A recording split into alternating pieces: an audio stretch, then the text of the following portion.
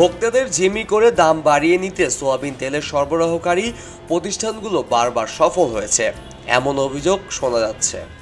কোটি মানুষের আস্থার ভালোবাসায় 11 বারের মতো দেশের 1 নম্বর রেফ্রিজারেটর ব্র্যান্ড ওয়ালটন।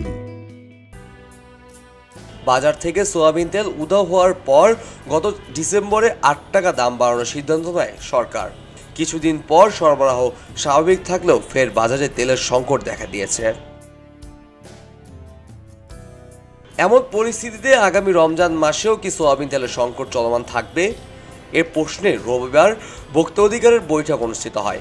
বৈঠকে সরবরাহকারী ও বিক্রেতাদের মধ্যে কৃত্রিম সংকট সৃষ্টি এবং বাজারে বিশৃঙ্খলা তৈরি করার জন্য তেল সরবরাহকারী প্রতিষ্ঠানগুলোর উপর দায় চাপানো হয় পাইকারি ব্যবসায়ীদের পক্ষ থেকে।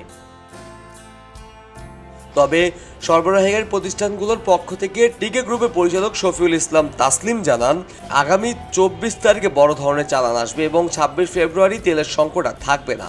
তিনি জানান, বাংলাদেশের vegetable oil refiners and Vanaspati manufacturers association জানিয়েছে, আন্তর্জাতিক বাজারে তেলের মূল্য এখন স্থিতিশীল। পাশাপাশি টিকে গ্রুপ, মেঘনা গ্রুপ, সিটি গ্রুপ এবং বাংলাদেশ এডিবল অয়েল চাহিদার তুলনায় অনেক বেশি তেল আমদানি করেছে, যা আগামী 7 থেকে 10 দিনের মধ্যে বাজারে চলে আসবে। এদিকে ভোজ্য তেলের সঙ্গে অন্যান্য পণ্য কেনার শর্ত আরোপ করায় কঠোর শাস্তির হুঁশিয়ারি দিয়েছেন জাতীয় ভোক্তা অধিকার সংরক্ষণ অধিদপ্তরের মহাপরিচালক মোহাম্মদ আলিম আক্তার খান। তিনি বলেন, বাজারে তেলের সঙ্গে চাল, আটা, চা পাতা বা অন্য কোনো পণ্য কিনতে ভোক্তাদের শর্ত দেওয়া হচ্ছে এমন কোনো প্রমাণ পাওয়া গেলে বা কোথাও এরকম ঘটনা ঘটলে কোম্পানি ও ডিলারদের জরিমানা করা হবে। কাজী মোহাম্মদ আরাফাত, ডেস্ক রিপোর্ট, খবরের কাগজ।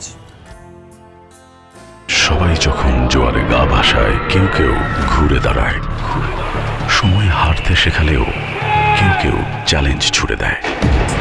পক্ষপাতের ভিড়ে আজ থেকে কোনো পক্ষ নয়, খবর হবে নিরপেক্ষ।